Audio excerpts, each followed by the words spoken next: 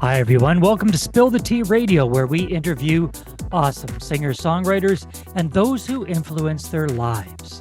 Spill the Tea Radio explores the journey, creativity, and inspiration behind the songs.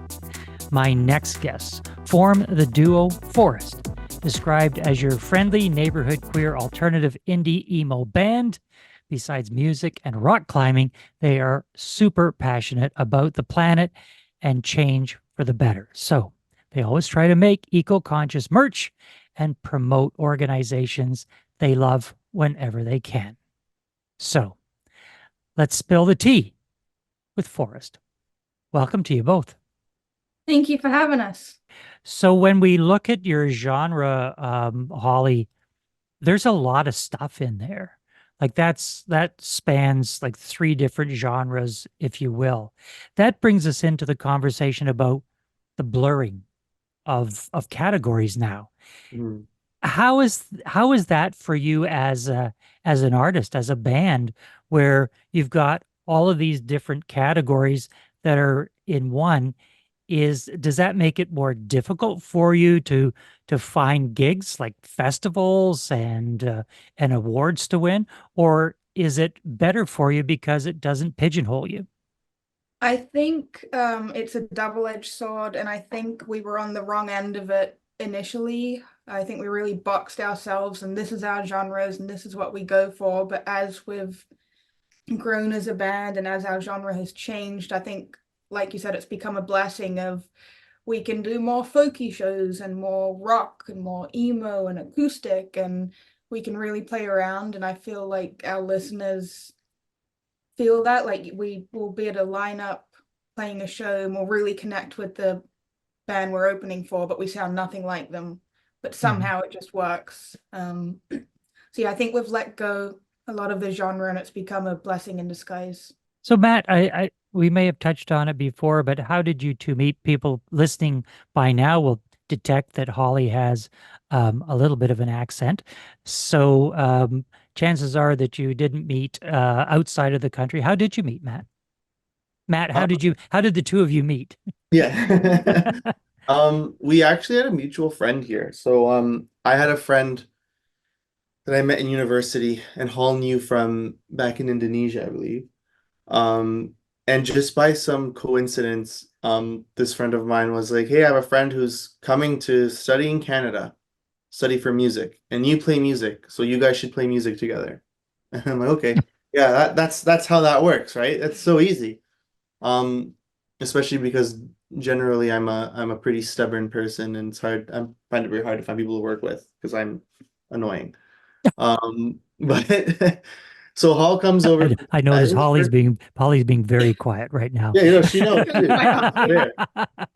But she, I think our first time ever actually speaking to each other was on Skype. We met, I was at our mutual friend's house in Canada, in Mississauga, and it was a very good hello, hi, very awkward interaction. Fast forward to August, she comes over in August of 2015, and we kind of spend the day, all 3 of us, our mutual friend and us two, kind of hanging out. And I take her home to where she's staying in Mississauga. We stop for Krispy Kreme, and from that point on, we were like, yeah, cool. I think we saw each other every day for like 5 years, just doing music constantly. So Yeah. The band broke up at least like 20 times in the first month. But like after we kind of just kept sorting it out and trying and just, yeah. Wow, you sure know how to woo a newcomer to Canada to take him to Krispy Kreme. Yeah. Is that the one on Mavis Road? That's the exact one. Mavis Road. Well, Hall showed up with a bunch of pictures and went, "Where's this?" And shows the nice highway road of Banff with the beautiful mountainscape and everything. And I'm like, "Okay, cool. We are nowhere close." Nowhere near that. Sorry to tell you.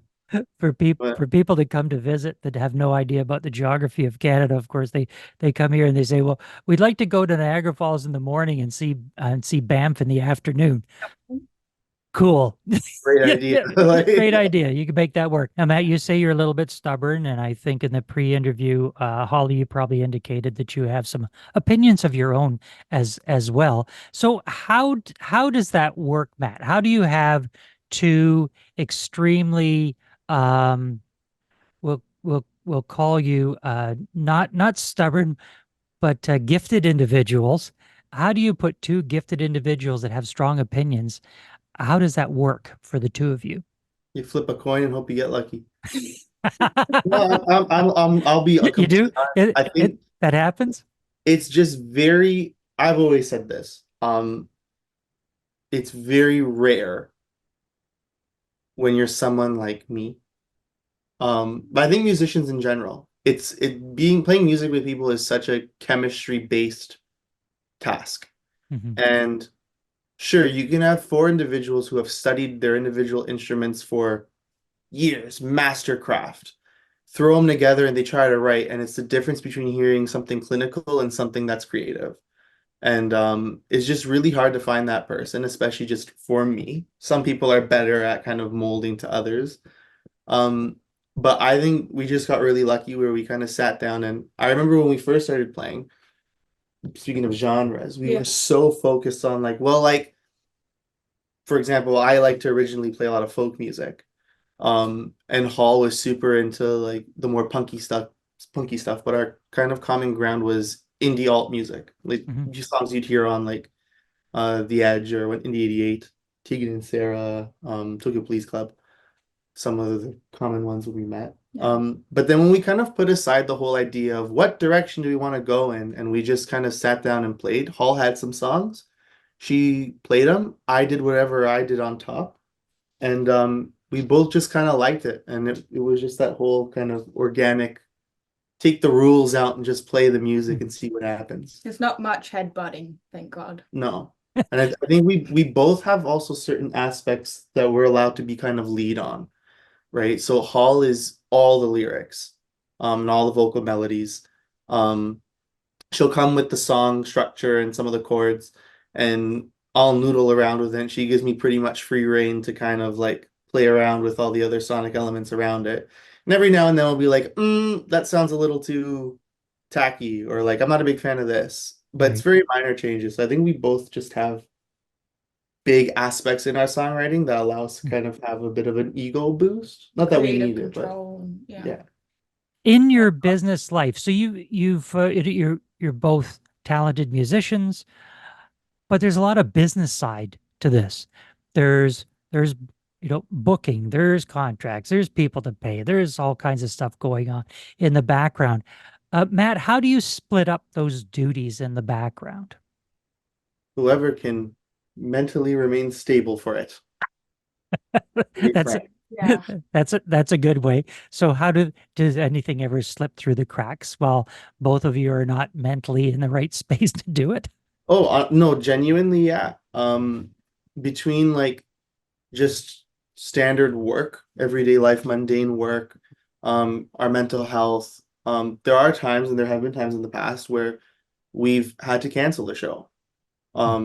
We've missed out on deadline opportunities for festivals or for grants.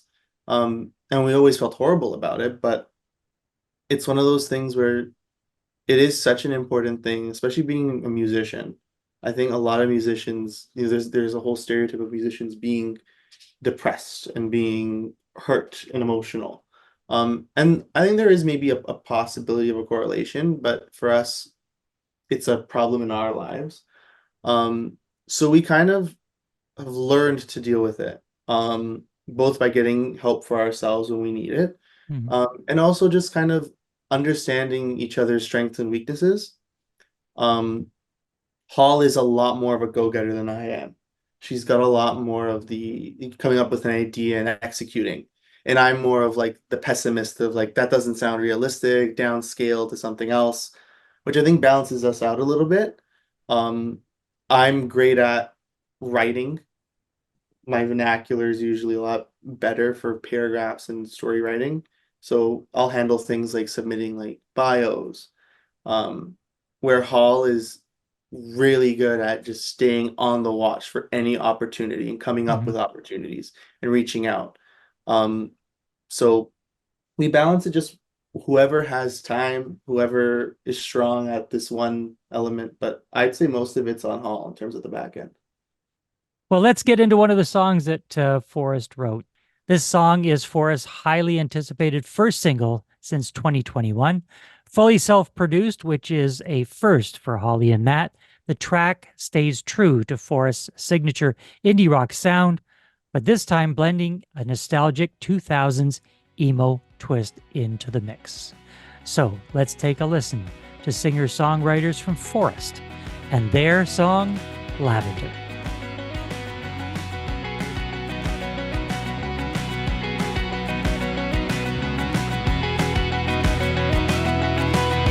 Turn me off now, I cannot turn on without hearing you or seeing your face.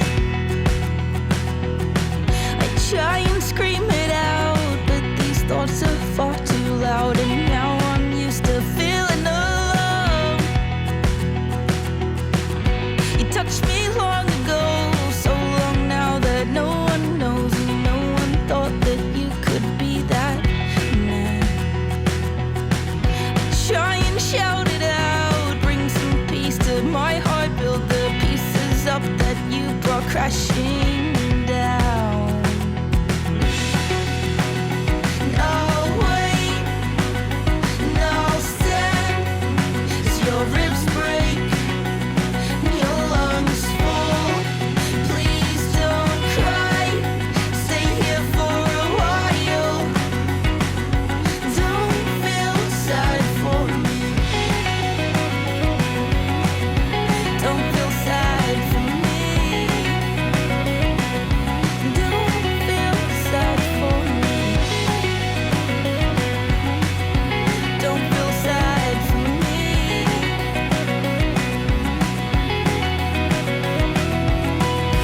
All these years have passed, but still I'm afraid to close my eyes and see your face right there. Oh, so much has changed, but why can't I just walk away from all of this pain inside my chest? And now I write this song, even though I know you're gone. Maybe you'll still hear my words. They said that time heals wounds. 16 years, how am I still bleeding? Tell me now how I'm still bleeding. And I'll wait, and I'll stand, as your ribs break, and your lungs fall. Please don't cry, stay here for a while. Don't feel sad for me. Don't feel sad for me. Don't feel sad for me. Don't feel sad for me.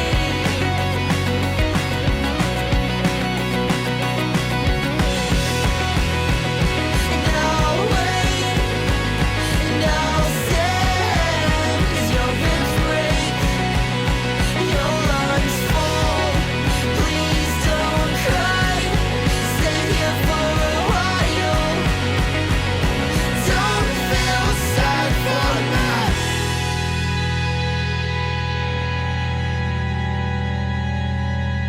That was Lavender by Forrest. Holly, tell us what the song is about. I mean, I listened to the song. It's a cool song. Sometimes when you listen to a song, you think it's about one thing, but it's supposed to be about something completely different. So what is the song about? So it's one of those songs that I'm going to leave up to the listener. It was a real therapy song for me, healing to write, healing to release. So I think if I would say it's about anything, it's about overcoming trauma, in any sense of the word, and whatever you take from it is what it's supposed to be. So Matt, what was the inspiration behind the song when you were writing it together? To be frank, when we write and I come up with parts and we figure it out sonically, I almost never think about what the song's about. I honestly sometimes don't even realize our lyrics till the song's been out for about a year. Um, so if you listen really, you're gonna notice that in a lot of our music, I think, you find a lot of contrasting elements between what the feel of the song is sonically and what the feel of the song is in terms of the lyrics. This is one of those contrasting times, I think. We went for a really jumpy, upbeat, kind of, I think a little bit on the punkier side. Energetic. Yeah, so it's a real bouncy tune. One thing that you'll find in all our music is the fact that we love growth. We love starting with nothing and kind of making it just explosive towards the end. So that's kind of our recipe for almost all our songs, if you listen to our whole catalog. And it all started with not that guitar line. So the original guitar line that I have that kicks the song off, it was actually something completely different. And we felt like originally it was a little too honky tonk, but we kept it in for so long that we wrote the song revolved around that, and then went, wait, we want it, I think we're going in a pop punky kind of direction, let's change that lick. So we changed it up, and Change the whole song. it kind of changed the way the whole song felt and changed the way it was going. And I think it's just I think in my mind I had the kind of spring summer vibe going for it, and yeah, we just kept it that way, kept trying to keep it as rock as we can. And the last little portion was, I want trumpets. Yeah. So I added a trumpet. So, Holly, how do people find out more about you? What's the website, the socials, and streaming so that they can find out more about you, your gigs, your concerts, and your new music? Absolutely. So perks of our name, Fxrrvst. If you search that, we pop up first. Our website is forrestmusic.com, Fxrrvstmusic.com. But you just search our name on any socials. We have been in conversation with Holly Forrest and Matt Fuentes of Forrest. Thanks for being with us. Thanks for having us.